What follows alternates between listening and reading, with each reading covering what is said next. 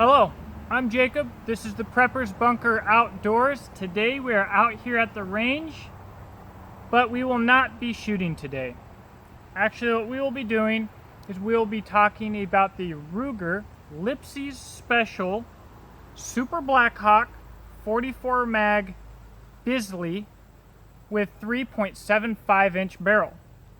Now, what I will say from a review standpoint of this pistol is that shooting full house 240 grain loads is comfortable, and the pistol is accurate. I could do some video clips, roll some video clips where I probably flinch and don't shoot this gun to its accuracy potential.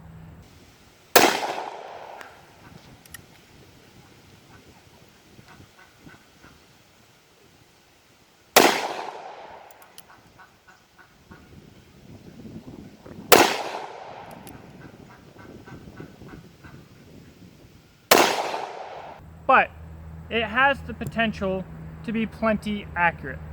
That's actually not what I'm here to talk to you about today. So if you're looking for a shooting video, this is not the one. And also, if you're looking for a Ruger advertisement, like every single video that I've seen on this pistol or review has been, this is also not the place for that. Let me start off by talking about what I wanted from this pistol. So a 44 Magnum revolver is not on my need list. I'm not a big wheel gun guy, and I'm not gonna everyday carry a wheel gun or a 44 mag or anything else. But what I wanted, not a need but a want, was a hunting slash range toy pistol that I could carry around on the property or whatever else, potentially deer hunt with, and an important part of choosing a 44 Magnum for me was the ability to shoot plus P plus ammunition, whether it be from buffalo bore or Underwood. When I got this pistol, my family lived in Alaska. I did do a couple hunting trips up there, and outside of maybe Kodiak Island, I wanted something that would have the nads for some serious predator defense if necessary.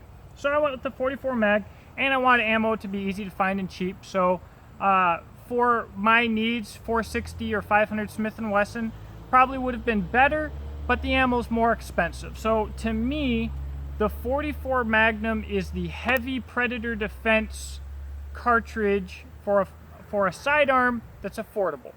So what I'm looking for, relative accuracy, packability, ability to shoot Ruger only loads. So Smith & Wesson is immediately out of the question, and their guns, that's not what they're designed to do. And if you want a Smith & Wesson that is going to shoot some really hot ammo, you don't get a 44 mag from them. You know, go ahead and get the 460 or 500. I believe that Smith & Wesson has allowed basically every manufacturer to build a beefy enough 44 Magnum for plus P plus loads, except for them. Because why would they make a plus P plus 44 mag when they want to focus more on 460 and 500? So to get off of that, what did I receive? Well, I didn't fully do my research about the Ruger Blackhawks before I purchased one. I grew up with Rugers. I grew up shooting Rugers, Blackhawks included. As it turns out, the Ruger Blackhawk, this pin right here, it's common for 44 mag and up to walk this pin out under heavy recoil. I didn't really know about that before I bought this pistol, but being that shooting heavy loads is one of the things that I wanted to be able to do, that's a bit of a problem. It's also common for you to send your gun to Ruger 2 or more times and for them to not fix it. Why?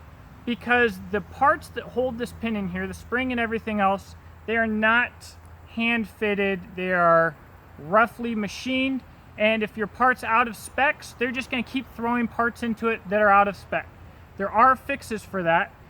Belt mounting, you can get an aftermarket pin, you can get a heavy duty spring for this release here. But the big problem is let's say you do have this firearm for bear defense, or let's say for hunting, and you take your first shot and you miss and you'd like to take another shot. If this pin walks out, it messes with the safety on the hammer. You might not be able to recock and refire. Clearly the cylinder, the pin that holds your cylinder in place, walking out and losing one of your 3 locks, it's a problem. All right, it's pretty straightforward. That's an issue, okay? So it is a fixable problem though. So I planned on buying this pistol, buying some different grips for it, possibly even getting it Cerakoted black just for my personal taste, and doing some other stuff. And at this point, I'm not going to. Why? Well, when I picked this pistol up from my leather guy, I was driving home and feeling the grips, and I could tell, even though I've fired this pistol so much and owned it for a long time, I haven't had it for months because it's been with my leather guy, I could tell that the grips were completely different than each other. And I'll show you, hopefully, a picture that you can see of that right now. Well, I'm looking to replace the grips, so maybe that's not a big deal. And then I noticed that the beveling on either side of the trigger guard here is different. A little bit of a fit and finish problem, whatever. I was reminded that this gun shipped to me without all of the frame screws in it. So just a screw completely missing, not in the box. They just shipped it out lacking frame screws. That pissed me off. And where I've come to at this point, oh, and I'm sorry, before I get ahead of myself, the hammer, I'll show you a picture of this up close, but it's completely beveled on one side and completely sharp on the other side. It's so sharp that just in handling this pistol, it sliced my thumb open bad, like a sharp knife. So here's where I've come. I've already said that I was never going to buy another Ruger, and I sold every other new Ruger that I've bought because I've had 3 in a row that just failed. But I was going to keep this one because this pistol was a grail pistol on my list for a long time. Where am I now? Well, I could buy the $80 grips, and I could pay to get some of the fit and finish problems fixed. If I cared enough, I could just clean up the hammer a little bit so I would be less likely to get cut on it. I could shoot it and see if this pin walks out under heavy load and leave it the way it is, but then potentially when I need it, it could walk out. And so then I could spend another $50 or $60 just to get ahead of that and get the replacement pin that locks, which a lot of people say that the reason it happens is because when this was designed, it wasn't meant for loads like 44 mag.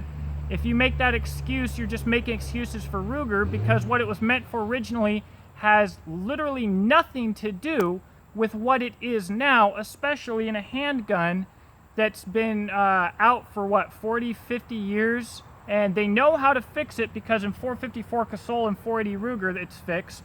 So don't make an excuse about the original design of the gun. They just do a crap job on it. So I could do all of those things. I could put $200 more into a pistol that's already got some issues, but then I would essentially be paying a premium for a pistol that probably still has some issues, and I don't know if I'm still going to trust. So what did I expect when I bought this pistol? I expected a Ruger, and growing up what that meant was overbuilt pistol that works fine, that can use a little bit of tune-up, but essentially fit and finish is great. I've never seen a Ruger that had issues like this growing up from the older Rugers that I'm familiar with. What did I get? I got a pistol that essentially almost has third world fit and finish at I think better than $650. What did I expect? Well, for $700, I believe that a Smith & Wesson would be considerably better. But what's important about that is Smith & Wesson right now isn't doing so hot themselves on fit and finish and barrel cants and all that crap. So, so what are the options? Well, if I want a 357, I could go with Dan Wesson, which is made by VZ right now, starting about $1,300, and then I'd probably get what I'm paying for. But instead I went to the used market. None of that is important. People will say, well, what did you expect? It's a $650 gun. What I expect is that Ruger, a company that's made a essentially $650 gun for the last 50 years and did a good job of it, would continue that trend with this gun. And what I got was something that, like I said a little bit earlier, I think the fit and finish on this is almost third world. Like Heritage Rough Rider, which, you know, Heritage Rough Rider obviously isn't third world, but you're getting what you pay for at least. Or at least you were before they were owned by Taurus, and they were cheaper. Ruger's quality control and fit and finish has gone to piss. It started for me, all three of the last new Rugers that I've bought, being I came from a Ruger family and I like Rugers, have been bad. The Ruger Single 10 had to be sent back. The Mark IV, I recently did a video on that. It literally shot itself loose because they used no kind of thread locker anywhere on the pistol. I did that all myself. And now this, I am kind of shocked by this, shipping it out with completely missing parts, different bevels on it, sharp edges, unfinished edges. Ruger did not finish this gun. They said, screw it, send it out. Send out all these unfinished guns because it would be cheaper for us to go back and finish the ones that people actually care about that they send back to us, because 99% of the people who buy these guns aren't really going to shoot them or aren't going to pay attention to it. It's going to sit on a safe, nobody cares. That's not what I expect from Ruger. So, before I said I'm done with Ruger, but this was my caveat. I was going to keep this pistol. I'm dumping it. I've gone a different route. I will share that route with you, but I will not buy another Ruger unless things seriously change with the company, which I don't really see happening, but I hope it does, because my hope at the end of the day is that every American company sells what they're supposed to sell, a good product at a good price that meets the end user's goals. I'm not really hard on fit and finish. I'm really not. But if a gun hasn't been finished and I'm bleeding on it, there's a problem. That's pretty serious when it comes to fit and finish. So basically, Ruger needs to get their crap together. I want to like them. I've always shot them my whole life. Probably 85% of the comments in the comment section below will be, I've been shooting Rugers for the past 25 years and I've never had this problem. I know.